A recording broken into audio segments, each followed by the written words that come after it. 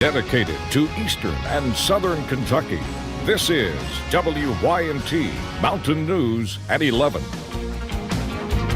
Good evening, I'm Connor James. We begin tonight with a developing story out of central Kentucky. What you're looking at is believed to be the last known location of Savannah Spurlock. Dozens of officers from several agencies, including sheriff's deputies, Kentucky State Police troopers, and FBI agents, descended onto the scene in Garrett County. This area has been searched several times when she went missing, but now investigators, including a coroner, are out in full force. You'll remember the 23-year-old mother disappeared a little more than 6 months ago. She was last seen leaving a bar with several Garrett County men. We do have a reporter on the scene, and we are working with him to get him live later in our newscast, so stick around. Now to some news we've been following for more than a week. The sudden actions of Black Jewel have left hundreds of miners missing 3 weeks worth of wages. Many have families to feed, bills to pay, and they weren't technically laid off. That's what the company's claiming, and this is causing those miners problems getting their 401ks. And yet these miners aren't working. It's a difficult situation for them. At a meeting in Letcher County today, officials worked to provide a glimpse of hope and lay the groundwork for legal action. These are many of the miners that are finding themselves in limbo. And we depend on this paycheck to feed our family. Here, Josh Holbrook is like many. He's hoping to find out what's next for this group. I mean, we don't even know where, how we're going to pay our bills. I mean, where food's coming from right now, because, they took our livelihood from us, you know what I mean? The meeting touched on a handful of things, most notably the fact that the legal groundwork is being laid to help these miners. There's legal counsel here, so they can fill those forms out, and they'll start the investigations and the proceedings so that they can try to get that money back. In touch with the right people to get the paperwork filled out that need to, and for legal representation on their lost wages. Booths were also set up for a variety of things, from helping miners with their medical prescriptions to job opportunities. I'm just going to trust in the Lord and just try to help other people out, I don't know what to do about employment. I'm going to seek employment, just everybody else. Holbrook himself is missing nearly $4,000 for his work at one of the mines. Oh yeah, at least. Yeah, if not more. It's a tough time, and Holbrook says he will be looking to take legal action. All we want to do is work, you know what I'm saying? I've been in the mines 18 years, and I don't care to work. I just want what's owed me, just as every other coal miner does. They want, we want what's owed us. He knows hundreds will do the same. Now, county officials want miners to keep their pay stubs and basically any other paperwork from their time at the mines. They're hoping this will build a case for lawyers to pursue legal action to get those miners their wages back. If you're a miner in need of help, we have different ways organizations are helping on our website, WYMT.com. And officials are still trying to track down 3 men who escaped the Kentucky River Regional Jail on Monday. The Hazard Police Department and the Kentucky State Police Post are still looking for Kenneth Spurlock, James Reed, and Stephen Smith. If you have any information on where these escaped men might be, you're asked to call the Kentucky River Regional Jail at 606-436-1008 or call police. And an inmate that walked off from work release more than a month ago in Perry County is back behind bars. John David Feltner was cutting grass at a cemetery when he walked away on June 6th. The 34-year-old had been last seen getting into a green Suburban. He was not considered dangerous. He is now back behind bars at the Kentucky River Regional Jail. Overall, it's been a pretty good day here in the mountains. Definitely dealt with that heat and humidity and a few of those rain chances as well. Let's go ahead and take a look at UVA-wise, where we saw that beautiful sunset. They saw those pop-up showers and storms throughout the day today. They stayed a little bit on the cooler side because of that. You can see satellite and radar. We hung on to a few of those earlier this evening, but most of those have dissipated as we head into the rest of those overnight hours. You'll notice those temperatures still pretty warm out there. Those mid to upper 70s, still showing an 81 up into Moorhead, a little bit cooler down into Wise at 73 in Logan as well. We're still seeing 78 in Jackson and even down into London as well. Dew points are into about those low to maybe some spots into the mid 70s. So still very muggy out there, and that's really been our problem over the past couple of days. But this cold front that's going to move through tomorrow hopefully brings us a little bit of relief. So showers and storms return as that cold front arrives tomorrow, but sunshine returns pretty quickly after that, and then it's looking like another hot and humid weekend as we head into your Saturday and Sunday. I'll have a look at that full forecast coming up in just a few short minutes. Connor. All right, thank you, Paige. A Southern Kentucky grandmother is facing criminal abuse charges for how she treated her grandson early this morning.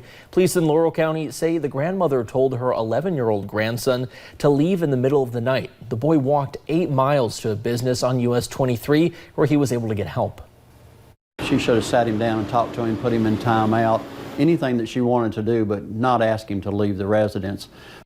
Patricia Rose remains in the Laurel County Jail on felony charges of criminal abuse, first degree. And a Middlesboro father and son say a lawnmower was stolen from their yard on Tuesday. Bobby Hunter and his son Sean mow lawns for a living. That was until yesterday. The Hunters say when they went to get their lawnmower for a job in Tennessee, it was gone. Luckily, they say a nearby surveillance camera caught the theft. However, he and his son are losing hundreds of dollars each day, not including the $5,000 they will be out for the equipment if it's not found. You know, I'm stuck. It's like the old saying, between a rock and a hard stone, which one's going to roll over on me? I don't know what to do anymore.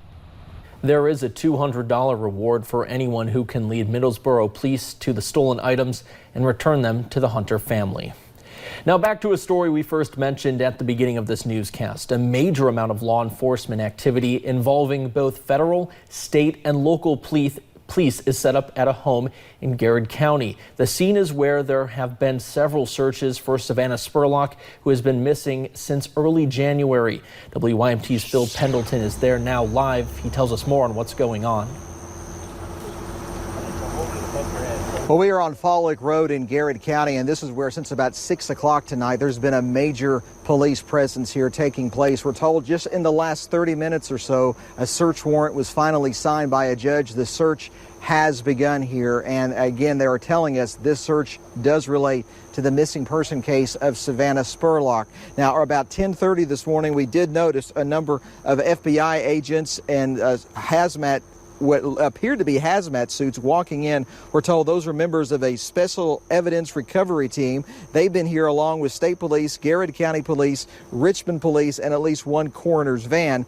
But police say people should not jump to conclusions over what may have already happened. At this time, nothing has been located. The search may have started a few minutes ago, but no body's been located. And I know there's a lot of rumors that are floating around. And so as soon as we find something, we will make sure to let you know. Now, it is interesting to note there seems to be a more seriousness, if you will, over this search than some of the other searches that we have seen out here in this area. The weather contrast is also interesting to note. We were out here back in January, February, one of the coldest days of the year for a very extensive search. It's interesting that today is one of the hottest days of the year, and again, a major search taking place here for Savannah Spurlock, or at least evidence to her disappearance. We're told that the weather is not expected to impact the efforts going on here tonight. Live in Garrett County, Phil Pendleton, WYMT Mountain News. All right, thank you, Phil. This is, of course, a breaking story. We will keep you updated on air and online on our website, WYMT.com. And a jail guard in Pikeville is charged with second-degree assault. Michael Holland allegedly verbally and physically assaulted a man while escorting him into isolation. WYMT's Emily Bennett talked to officials about the incident. The investigation only took a couple days. The jail acted quickly, swiftly, efficiently, and that's the reason in 2 or 3 days we wrapped up an investigation and took it before a grand jury. So it was super transparent for us. Jailer Brian Morris took swift action after he heard of the alleged assault. Our staff immediately started an investigation to where the officer in question was suspended, and when I seen excessive force was taken, I immediately contacted the Pikeville City Police Department, and they started their investigation. Michael Holland was escorting Shannon Hay to isolation when a verbal fight turned physical. The correction officer has been terminated immediately and definitely.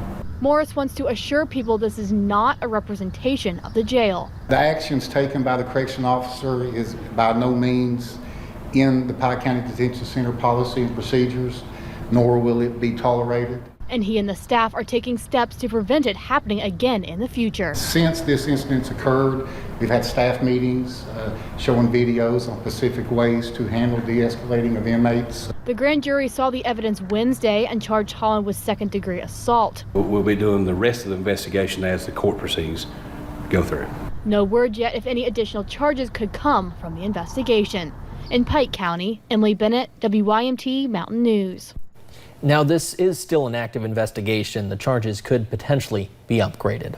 Well, tenants of the Meijer Towers apartment complex in Pikeville say they've been dealing with bed bugs for years. They say the creatures have caused a lot of headaches and a lot of lost furniture. Officials with the Housing Authority of Pikeville say they're aware of the issue and have been working to get it under control. Jim Hobbs, executive director, says 2 of the building maintenance workers have been certified to combat the issue. Other precautions are also underway, including the construction of a heat chamber. Basically just a box that we can heat to a certain temperature, and whatever's in there, it'll kill the bed bugs off. We're in the process of getting that built now on the 2nd floor to where we can help the tenants treat their furniture when we find them in their furniture. To see more on this story, you can head over to our website, WYMT.com. It's an eye-opening report listing many eastern Kentucky counties, some of them in the worst listing many eastern Kentucky counties as some of the worst in the state for health outcomes. Kentucky itself ranks poorly among the national average, but boiling it down to county by county, eastern Kentuckians and our way of life rank almost dead last. Our biggest obstacle is education. I mean, we have a cultural issue here. We come from a culture where we eat because it tastes good, not because, it's good for you. To see the full report, you can head over to our website, WYMT.com.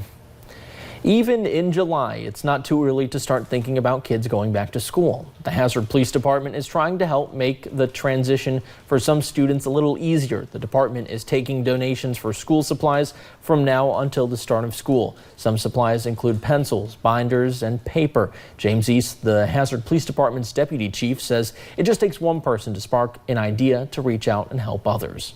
One of our lieutenants, Jessica Cornett, came up with the idea, and we thought it was a fantastic idea, so we said, let's put that on Facebook. I think it's a great opportunity to maybe get some supplies to kids that are not able to get the supplies on their own. A full list of supplies can be found at Walmart or by calling the Hazard City Schools. Donations can be dropped off at the new Hazard Police Department location in downtown. Well, coming up at 11, a West Virginia senator calls for equal pay for the U.S. women's national soccer team. Multiple states in the southeast are bracing for a possible hurricane. We'll take you there.